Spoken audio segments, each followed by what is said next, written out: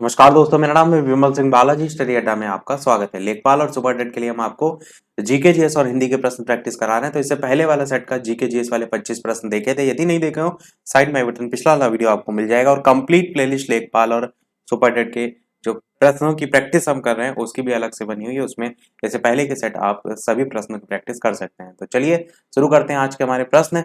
Total हम 25 प्रश्न देखेंगे, हिंदी के 25 प्रश्न देखेंगे। तो सबसे पहला प्रश्न है कि साहित्य एकेडमी पुरस्कार में कितने रुपए की राशि जो है वो प्रदान की जाती है? 1 लाख, 1.5 लाख, 2 लाख या 5 लाख? बताइए इनमें से कौन सा जो है वो सही होगा।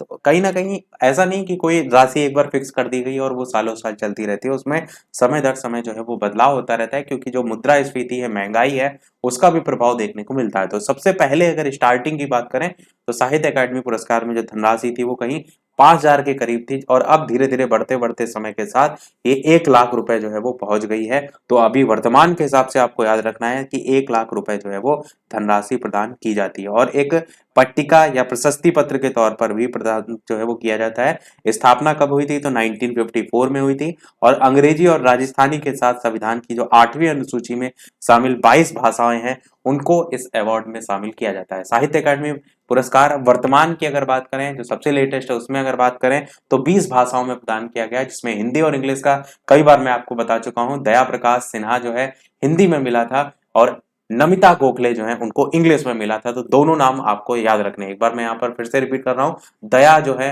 इनको मिला था हिंदी के लिए, और नमिता जो है इनको मिला था इंग्लिश के लिए। बस इतना सा आप जरूर ध्यान रखिएगा। बाकी 20 भाषाओं में अगर आपको कोई और भाषा इंपॉर्टेंट लगती है तो आप उसे सर्च करके वो भी याद रख सकते हैं। बाकी हिंदी इंग्लिश जो सबसे महत्वपूर्ण है वो मैंने आपको बता दिया। दूसरा प्रश्न है कि प्रिया खाना बनाती होगी, इनमें से इस वाक्य में प्रयुक्त काल कौन सा है? संदिग्ध वर्तमान काल है, तात्कालिक वर्तमान काल है, संभाव्य वर्तमान काल है, सामान्य वर्तमान काल है। लिखा है ना खाना बनाती होगी, ये नहीं पता है कि बना रही है या बना चुकी है, बनाती होगी। होगी संदर्भ जो है वो एक प्रकार से संदिग्ध जो है इस अवस्था होती है उसको प्रकट करता है। तो संदिग्ध आप देखिए पहले ऑप्शन में है, और संदिग्ध ही आपका सही होगा, संभाव्य नहीं होगा। संदिग्ध वर्तमान काल आपका ऑप्शन जो है वो बिल्कुल सही होगा। और हम ये कहें कि संदिग्ध वर्तमान काल अगर परिभाषा में किस प्रकार से परिभाषित करेंगे, तो क्रिया के जिस रूप से वर्तमान काल क्रिया के होने या करने पर शक हो उसे हम कहते हैं संदिग्ध वर्तमान काल। यानी कि जिन वाक्यों के अंत में ता लगाओ, जैसे लिखा है ना बनाती होगी, तो ता वर्ड आता है या ती वर्ड आता है, ते वर्ड आता है, उसे हम संदिग्ध वर्तमान काल में रखते हैं। ये भी आप पहचान के तौर पर याद रख सकते हैं। अगला प्रश्न तीसरा कह रहा है कि छत्रसाल दशक इनमें से किस कवि की रचना है? भूषण, केशवदास या फिर रहीम या फिर घनानंद? बताइए इनमें से कौन सा सही होगा। इंपॉर्टेंट रचना है, पूछी जाती है काफी बार, प्रश्न ये रिपीट हो जाता है। तो इस प्रकार की रचनाएं तो आपको वैसे ही रटी होनी चाहिए। आंसर की बात करते हैं तो आपका ऑप्शन यहाँ पर भूषण जो है वो सही हो जाएगा। यानी कि छत्रसाल दशक जो है कवि भूषण जो है उनकी रचना है। और भूषण की जो रचनाएं हैं उनमें आपका शिवराज भूषण, शिवा बावनी, शिव शौर्य, छत्रसाल दशक के अलावा ये सभी आपको याद रखनी है। कुछ और हैं जैसे भूषण उल्लास है, भूषण हजारा है। तो भूषण नाम सही है, तो वैसे भी आप इसे जो है वो इनकी रचनाओं को जो है वो पहचान सकते हैं। पर ये जो है छत्रसाल दशक ये सबसे ज्यादातर जो है वो पूछी जाती है। और जो भूषण है ये किसके दरबारी कवि थे? तो शिवाजी और बुंदेला शासक छत्रसाल के दरबारी कवि जो है वो रहे हैं। अगला देखते हैं चौथा प्रश्न कि कोठी वाला रोवे, छप्पर वाला सोवे, इनमें से कौन सा विकल्प है जो इस मुहावरे का उचित अर्थ दर्शाता है? बहुत अधिक धन चिंता का कारण बनता है, या महल में नींद अच्छी नहीं आती, या फिर गरीब व्यक्ति ज्यादा सोता है, या पूर्णतः प्रतिकूल कार्य करना। कोठी वाला रोवे और छप्पर वाला सोवे, बताइए कौन सा सही होगा। तो आसानी से समझ में आ रहा है कि जो जितना अमीर होता है उतनी टेंशन होती है कि हाय तौबा ये लुट ना जाए वो लुट ना जाए। तो इस तरीके से आप इसके अर्थ तक पहुंच सकते हैं कि बहुत अधिक धन चिंता का कारण जो है वो बनता है। तो बस यही आपका ऑप्शन जो है वो सही होगा, और इसी को हम कहते हैं कोठी वाला रोवे, छप्पर वाला सोवे। अगला प्रश्न देखते हैं आपका पांचवा कि इन विकल्पों में से चंद्रमौली का समानार्थी शब्द जो है वो कौन सा है? जनार्दन है, शिव है, ब्राह्मण है। बताइए इनमें से कौन सा जो है वो सही होगा। चंद्रमौली का समानार्थी शब्द जो है वो कौन सा होगा। आंसर की बात करते हैं इन चारों में से, तो शिव आपका ऑप्शन यहाँ पर बी वाला जो है वो सही होगा। चंद्रमौली का समानार्थी शब्द जो है वो शिव होता है। शिव के जो समानार्थी हैं उसमें आपका और कौन कौन से पूछे जाते हैं, तो महेश आपका बहुत पूछा जाता है, महेश आपको पता होना चाहिए। महादेव तो आप सभी जानते हैं, महादेव की कृपा शब्द हम यूज करते हैं जब महादेव जी को हम संबोधित करते हैं। और शंभु जो है वो पर्यायवाची होता है, उमापति पर्यायवाची होता है, शंकर पर्यायवाची होता है, चंद्रमौली पर्यायवाची होता है। आप देखते हैं ना शंकर जी के जो है वो शीश पर चंद्र टाइप का आपको बना देखने को मिलता है, तो चंद्रमौली उसे आप याद रख सकते हैं। और मदनारी भी जो है वो पर्यायवाची होता है, तो ये सब जो है वो याद रखते हैं। अब बात करते हैं यहाँ पर जो अन्य ऑप्शन दे रखे हैं जिसमें जनार्दन दे रखा है। जनार्दन किसका पर्यायवाची होता है, तो जनार्दन जो है वो विष्णु जी का पर्यायवाची होता है।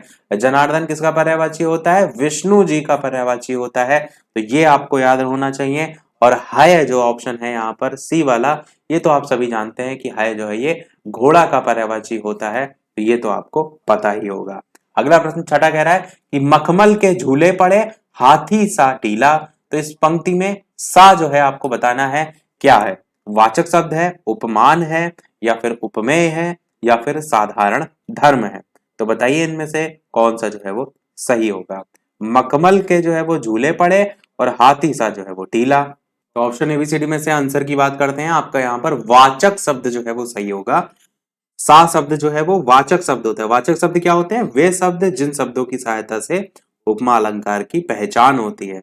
जैसे आप वर्ड देखते हैं लिखा रहता है सा, जैसे आप देखते हैं लिखा रहता है सी, जैसे हम देखते हैं लिखा रहता है तुल्य, या हम लिखते हैं लिखा रहता है सम, या हम देखते हैं लिखा रहता है जैसा, या हम देखते हैं लिखा रहता है ज्यों, या हम देखते हैं लिखा रहता है सरिस। तो इस प्रकार से जो आप देखते हैं वो आपको शब्द देखने को मिलते हैं कहाँ, तो आप कहेंगे वाचक शब्द के रूप में, या फिर हम उपमा अलंकार जो है उसमें देखते हैं। तो आपका ऑप्शन ए वाचक शब्द यहाँ पर सही होगा। सातवां प्रश्न आपका है पुराणों में सर्वाधिक प्रचलित पुराण किसे माना गया है, विष्णु पुराण को, भागवत पुराण को, ब्राह्मण पुराण को, बराह पुराण को, कौन सा इनमें से जो है वो सही होगा।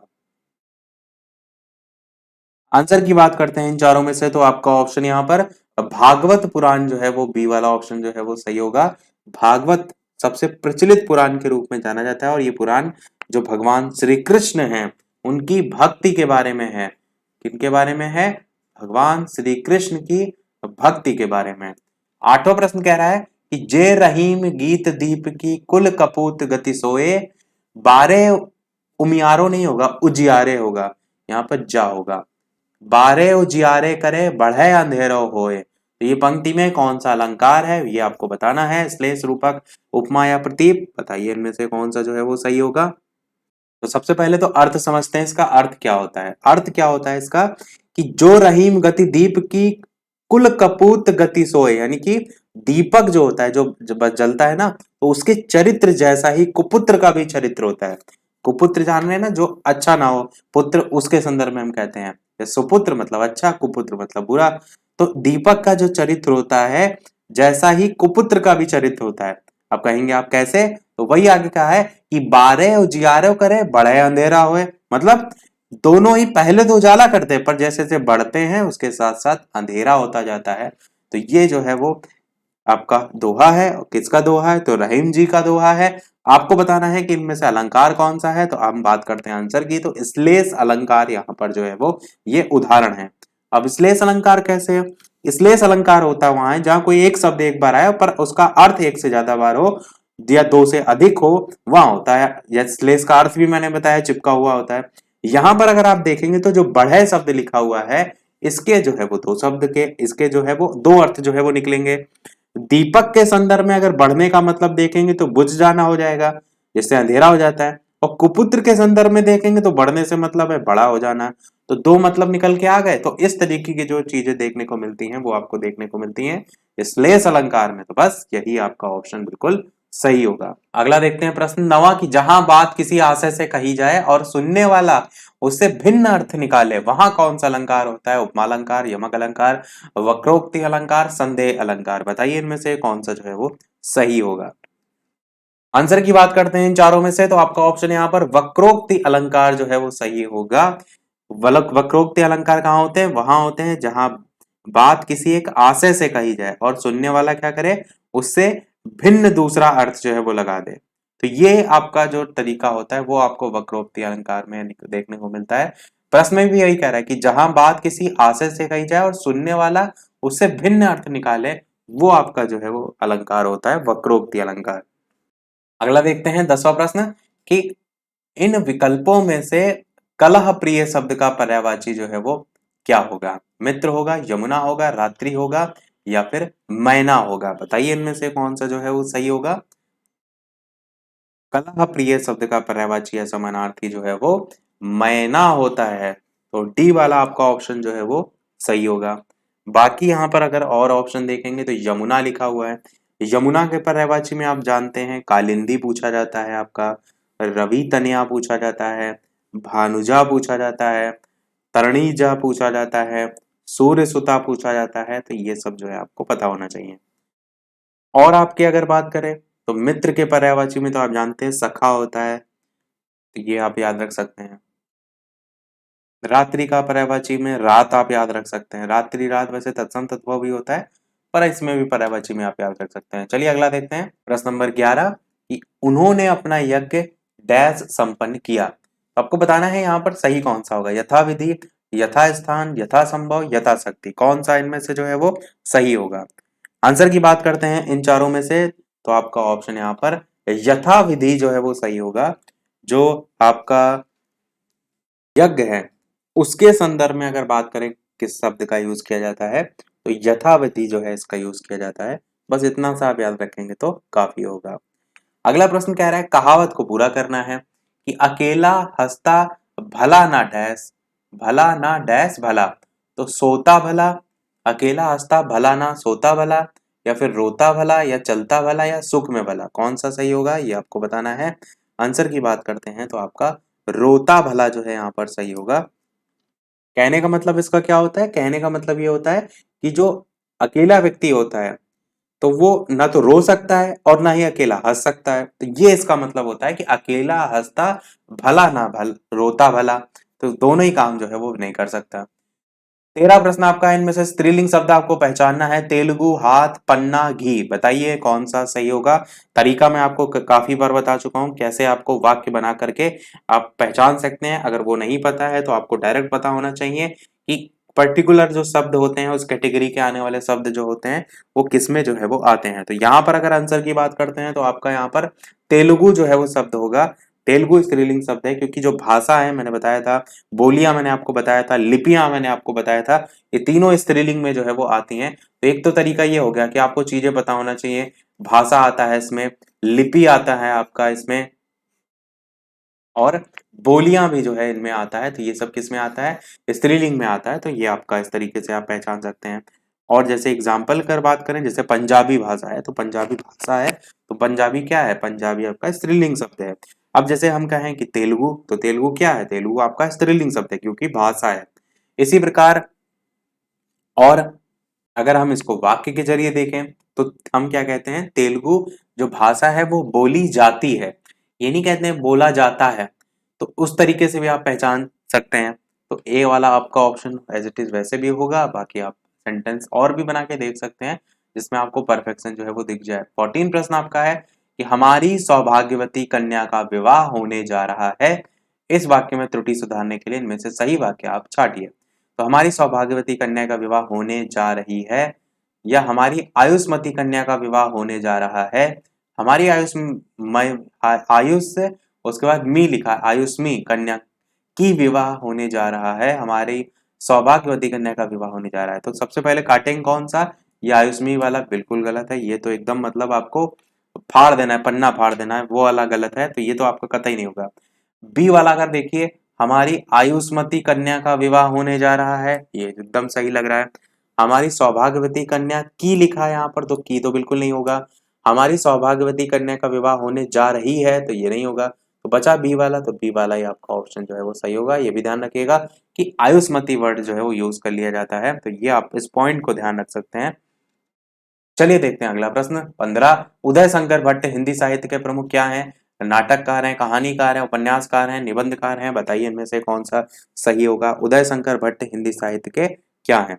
आंसर की बात करते हैं इन चारों में से, तो उदय शंकर भट्ट जो है वो आपके नाटककार के रूप में जो है वो जाने जाते हैं। तो बस इतना सा आप याद रखिएगा। 16 प्रश्न आपका विगत शब्द का विलोम पूछा गया है, निगम, आगामी, सुगम, विराम, बताइए इनमें से कौन सा सही होगा। तो मैंने आपको बताया भी है कि विगत का मतलब अगर आपको पता है तो आपसे कुछ भी पूछा जाए, इसका पर्यायवाची पूछा जाए, विलोम पूछा जाए, सब आप कर ले जाएंगे। तो विगत मतलब होता है कि जो चीज बीत गया है, जो समय क्या है, जो बीत गया है, बीता हुआ जो है वो जो समय होता है उसके लिए हम कहते हैं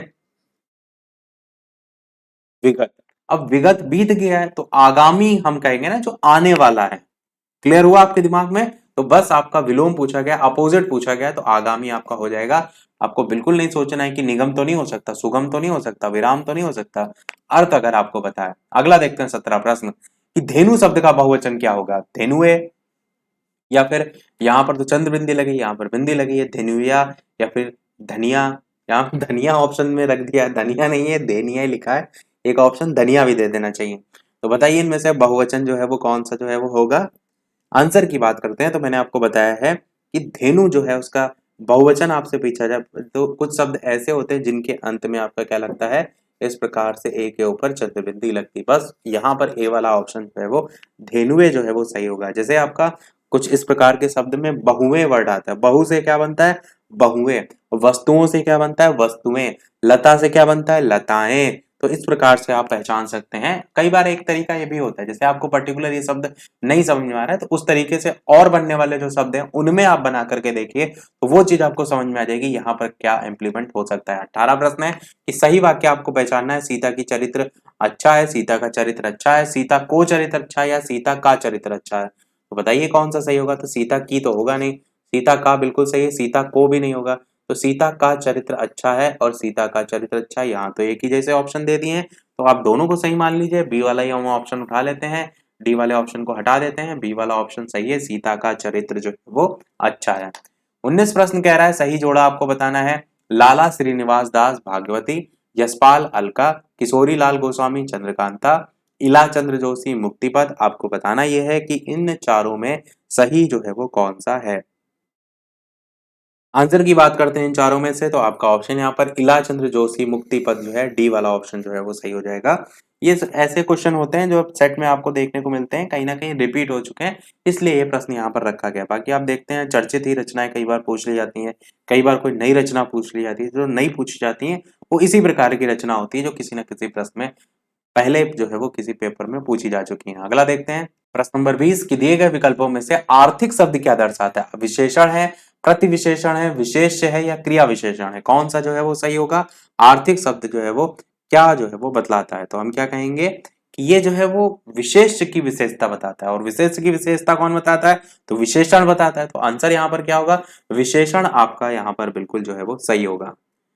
बाकी आप जानते हैं विशेषण कहते हैं किसे हैं, जिन संज्ञा या सर्वनाम की, या जिस शब्द से संज्ञा या सर्वनाम की विशेषता, चाहे वो गुण हो, चाहे वो दोष हो, चाहे उसका रंग हो, चाहे उसका आकार हो, चाहे उसकी संख्या हो, या फिर उसका परिणाम हो, तो इस तरीके के जो बोध होते हैं वो सब आपके इसमें जो है वो आ जाते हैं, यानी विशेषण जो है वो उसे हम कहते हैं।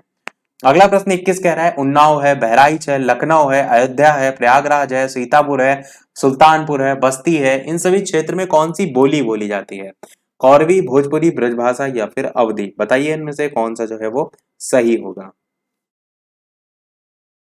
आंसर की बात करते हैं इन चारों में से, तो आपका ऑप्शन यहाँ पर अवधी भाषा जो है वो सही होगा। अवधी जो है ये पूर्वी हिंदी की प्रमुख बोली जो है उसमें आती है। अब इसमें आपके ये सभी क्षेत्र आ जाते हैं। तो वैसे आप देखते हैं कि ये आसपास के एरिया पड़ते हैं, चाहे वो लखनऊ है, उसके बगल में उन्नाव है, आसपास में अयोध्या है, तो ये आप थोड़ा सा सीतापुर भी है, तो ये सब पूरा जो एरिया पड़ता है ये अवधी भाषा जो है उसके लिए जाना जाता है। अवधी भाषा में कैसे कहते हैं कि हमहू खइबे खाना, तुमहू अइयाओ भैया आओ लाओ खाना कुछ परिस देओ। इस तरीके की जो लैंग्वेज है वो अवधी भाषा में जो है वो आती है। अगला देखते हैं 22 नंबर प्रश्न, लक्ष्मी का समानार्थी शब्द कौन सा होगा। युवती, इंदिरा, दुर्गा, सिंह वाहिनी। बताइए इनमें से कौन सा जो है वो सही होगा।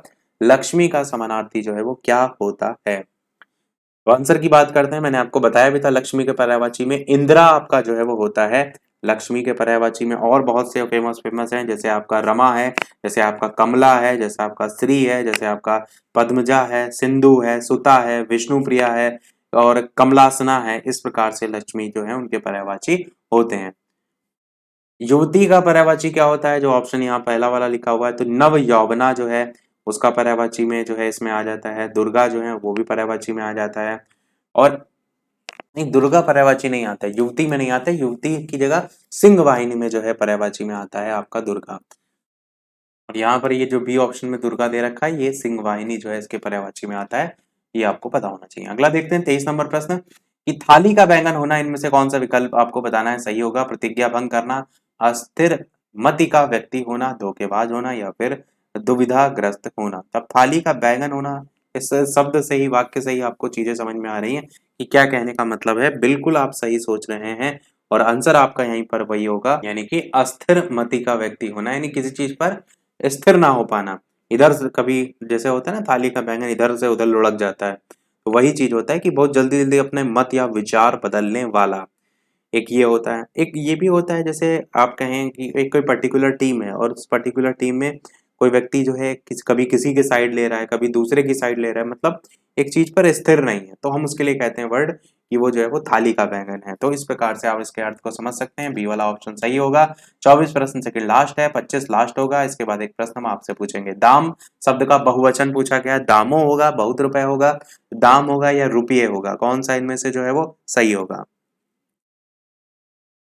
तो आंसर की बात करते हैं। दाम जो उसका बहुवचन होता है वो एक्चुअल में दाम ही रहता है। मैंने आपको कुछ शब्द बताए भी थे जिनका बहुवचन नहीं बदलता है। जैसे आपका सबसे ज्यादा जो पूछा जाने वाला शब्द है वो आपका शब्द है आंसू। आंसू का जो है आपका जो बहुवचन होता है वो आंसू ही रहता है, ये आपका नहीं बदलता है। इसी प्रकार आपका जो दर्जन शब्द होता है उसका जो बहुवचन होता है वो दर्शन ही रहता है। इसी प्रकार प्राण शब्द होता है उसका बहुवचन प्राण ही रहता है। ऐसे ही दाम शब्द होता है, इसका जो है आपका जो प्रश्न में पूछा गया है इसका भी जो बहुवचन होता है वो वही रहता है। तो ये सब आप याद रख सकते हैं। अगला और इस वीडियो का लास्ट प्रश्न देखते हैं। इसके बाद एक प्रश्न हम आपसे भी पूछेंगे। इसके अलावा चैनल पर नए हो तो सब्सक्राइब करके अवश्य जुड़ जाइएगा। इसी प्रकार अच्छे अच्छे प्रश्न हम प्रैक्टिस करते रहें और साथ ही साथ वीडियो पसंद आए तो लाइक शेयर और सब्सक्राइब भी जरूर जो है वो करते रहिएगा, ताकि हमें भी मोटिवेशन मिलता रहे आपके एक लाइक से। इसी प्रकार हम एक प्रश्न में ज्यादा से ज्यादा चीजें बताने का प्रयास करते हैं ताकि कैसे भी क्वेश्चन वहां से बने तो आप कर ले जाएं। और ये भी होता है कि एक चीज बार बार आप सुनते हैं तो भी आपके दिमाग में चीजें बैठ जाती हैं। तो 25 प्रश्न आपका लास्ट है कि संडत्व शब्द का विपरीत यानी कि विलोम बताना है। पुंसत्व होगा, मरु होगा, उद्दित होगा या फिर ध्वंस होगा। बताइए इनमें से कौन सा जो है वो सही होगा। तो बात करते हैं आंसर की। सबसे पहले तो अर्थ समझिए क्या होता है संडत्व का। तो इसका अर्थ होता है नपुंसकता। और इसका विलोम क्या होगा, तो इसका विलोम होगा आपका पुरुषत्व, जो कि आप देखिए ऑप्शन यहाँ पर ए वाले में जो है वो दे रखा है, तो बस यही आपका सही होगा। पुंसत्व लिखा हुआ है, एक्चुअल में ये पौरुषत्व इस प्रकार से जो है वो लिखा जाता है। थोड़ा सा इसमें आपस में अलग अलग लिख दिया है, तो थोड़ा सा इसको अलग से लिख के जो है वो यहाँ पर हमने बता दिया है पौरुषत्व। ये जो है इसका विलोम जो है वो हो जाएगा। तो आपका ये वाला ऑप्शन सही होगा। सभी प्रश्न हमारे समाप्त। एक प्रश्न आपके लिए भी। नींबू आपका बहुत ज्यादा महंगा हो गया है तो हमने क्वेश्चन भी नींबू से ही उठाया है। नींबू सुनने में आ रहा है कि इसका जो रेट है वो 300-250 के आसपास पर केजी जो है वो पहुंच गया है। तो यही होता है जब किसी चीज की जो पूर्ति होती है वो कम होती है और डिमांड ज्यादा होती है तो उसका रेट जो है वो इंक्रीज हो जाता है। जैसे पेट्रोल और डीजल, सीएनजी, इनका आप रेट देख रहे हैं, कच्चे तेल के कारण जो है बढ़ रहा है। तो प्रश्न आपका इस वीडियो का है जिसका आंसर वीडियो के मेन कमेंट में आपको बताना है कि नींबू के पीएच मान कितना होता है। 2.4, 7.4, 7 या फिर 2.8। तो इन चारों में से कौन सा सही होगा, अपना आंसर वीडियो के मेन कमेंट में टाइप करके बताइएगा। लाइव टाइमिंग दो है, दोपहर के 3 बजे और शाम के 8 बजे। तो लाइव आकर भी वीडियो आप देख सकते हैं, प्रश्नों की प्रैक्टिस कर सकते हैं। और वीडियो को समाप्त करने से पहले आप सभी को रामनवमी की जो है वो ढेर सारी शुभकामनाएं। तो आज के वीडियो में इतना ही रखते हैं, फिर मिलते हैं अगले वीडियो में कुछ नए प्रश्नों के साथ, नए टॉपिक के साथ। तब तक के लिए नमस्कार, जय हिंद।